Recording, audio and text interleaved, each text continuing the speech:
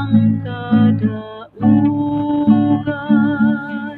ang tanang katawhan sa kalibutan, nakakita sa kadaugan sa atong Dios, ang tanang katawhan sing kalibutan, nagmaya sa kadaugan sa ating Diyos.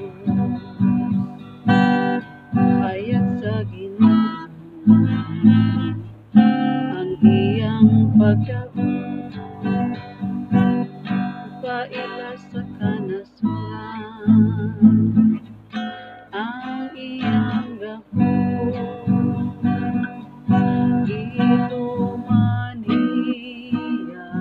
ang iyang mga saan, sa Israel sa walay pagluhan, nagugma ug kaluoy, ang tanang katawhan sa kalibutan, nakakita sa kadaugan sa atong Diyos, ang tanang katawhan sa kalibutan, nagmaya sa kadaugan sa atong Diyos. Nato ang GINOO uban sa atong tuga ug ning, mga bumbo o gitara, ang mga trompeta, Budyong Patingunga,